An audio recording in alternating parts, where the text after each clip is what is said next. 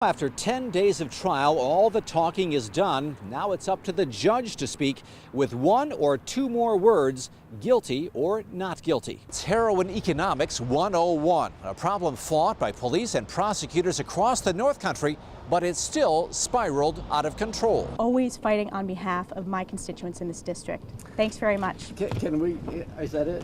Yep, Can I ask you about the Republican platform a little bit? Thanks. We gotta go. All right. Thank you. Thanks, she said. We gotta go. Some council members seem gun-shy about actually firing anyone, but it seems clear that City Hall's patience over a stalled contract is wearing thin. In the 60s and 70s, you found him in the smoke-filled room that was the Jefferson County Board of Supervisors. Later, there were 2 terms on the Watertown City Council.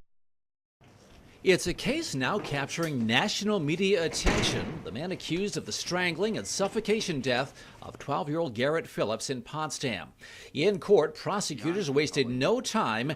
They say Hillary carefully planned the murder, blaming Garrett for his breakup with the boy's mother. Convict this defendant because of his obsession, his motive, his hatred of Garrett, his access to and knowledge of Market Street, his fresh ankle injury, his lies too numerous to catalog. He was hunting Garrett, the little boy who had the audacity to dislike the great Nick Hillary. The evidence, Your Honor, is beyond compelling. It approaches certainty. Fitzpatrick says evidence, including surveillance video, will show Hillary repeatedly lying about where he was as Garrett Phillips was murdered. The many names that have been labeled on this defendant are the innocent man, the wrongfully accused. I want you to label him for exactly what he is, the murderer of a helpless 12-year-old boy, because he couldn't stand the fact that he caused the breakup with Tandy. Defense lawyers said that when a child is murdered, there's always a cry for justice, but Hillary is not the right person. Not one of the people who will walk through the doors of this courtroom and sit in that chair will say, I saw Nick Hillary kill Garrett Phillips. And why? Because it didn't happen. Police, he says, jumped the gun. The evidence will show that the Potsdam and New York State Police focused on Nick Hillary within hours of the murder and remained focused on Nick Hillary despite the lack of credible evidence connecting him to the crime. And he says Hillary has an alibi, his daughter. You can't be in 2 places at the same time.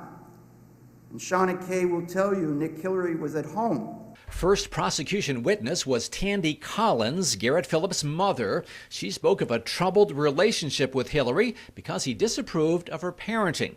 While they were together, she testified, my kids were very unhappy. Defense attorneys portrayed a more harmonious relationship. Hillary, they suggested, providing some discipline in a home that needed it. The prosecution continues with this case on Tuesday. It has a long list of more witnesses to call. John Moore, 7 News. All right. One final chance before Judge Felix Katina, and both sides made the most of it.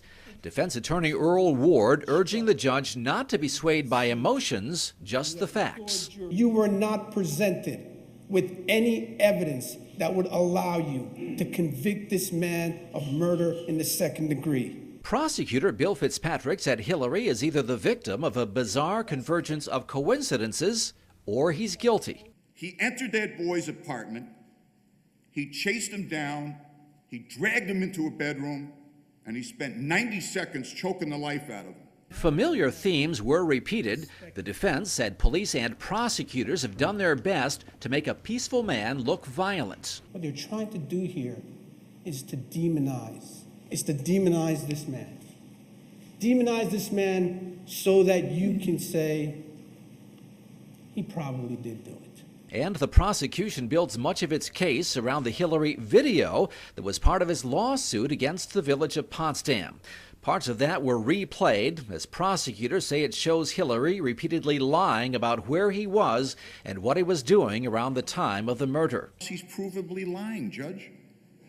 And I return to my point. If he lies in that deposition, he's guilty. And the prosecutor repeated what he believes was the motive, a Nick Hillary angry at Garrett Phillips over the breakup with his mom. According to the evidence in this case, not a single lead, a rumor, a hint of anyone other than him having any reason to kill that little boy. The defense spent much of its time revisiting the murder scene, emphasizing the lack of any evidence there pointing to Hillary, and in fact no evidence of him being anywhere close. If someone fit in Nick's description, an African-American male, was running around the neighborhood, cutting through backyards, sneaking into buildings, sneaking out of buildings, someone would have seen something. So now after 10 days of trial, all the talking is done. Now it's up to the judge to speak with one or two more words, guilty or not guilty. John Moore, 7 News.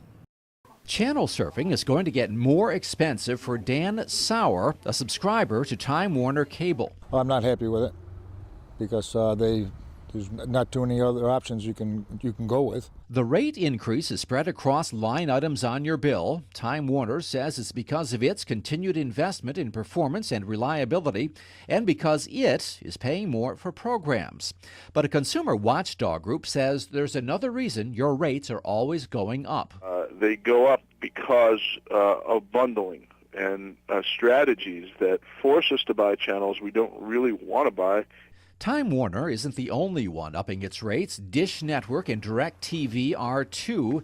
Dish Network telling us it is experiencing significant increases in programming costs. The good news is there are now some cheaper options. Many of the content providers, the HBOs, the CNNs, the Showtimes, are going direct to the consumer through the internet. So more and more customers are doing what Jay Hopkins did. Some months back, he dropped cable TV, kept the internet, and now watches his favorite channels online. They went from about $140 for TV, internet, and I dropped it down to just the internet for $50. And then Netflix is $7. He says a much better option. John Moore, 7 News.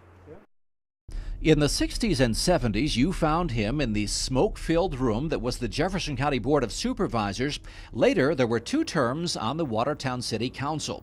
Jim Brett reveled in politics, and no issue was too big or too small. For example, his belief that Watertown had a problem with rats. The thing is, it surprised me the largeness of the rats. I have never seen rats quite that big. And so I would hope we can get something done about it. Tom Walker was mayor while Brett was on the city council. He remembers a councilman more than willing to take a stand on principle. And Jim finds something in the budget he didn't like, and he'd vote it down, knowing that the budget would pass anyway, but he wanted to be on record as showing that he was against it. And Jim Brett cultivated the look of a politician. Don Alexander was his boss at a Watertown radio station. We used to say that Jim went to bed with his 3-piece suit and his patent leather shoes and woke up with his 3-piece suit and leather shoes. But nobody disputes how much Brett cared for Watertown and its people. We would travel to New York City on business, and you would think that New York City was a suburb of Watertown, because Jim treated it like that. Former council colleague Ken Hartz. He always was thinking about the city and the people and what he thinks they deserve. And Brett thought every funeral deserved a politician. He went to a lot of funeral wakes, and that was sort of his signature. Anybody that died you went to, you always found Brett there. Whether he knew the people or not really didn't make any difference. Now Jim Brett has one more funeral to attend. You can bet on that suit and the patent leather shoes. John Moore, 7 News. The event, a Stefanik campaign appearance at River Hospital in Alexandria Bay, billed as the Congresswoman's results tour, and her media advisory said she'd be available to take questions. So after Stefanik talked hospital issues and about her accomplishments in office, and with the Republican convention just over, we asked her how much does she endorse Donald Trump. I've said from the beginning I will support the Republican nominee, and I'm an independent voice for this district.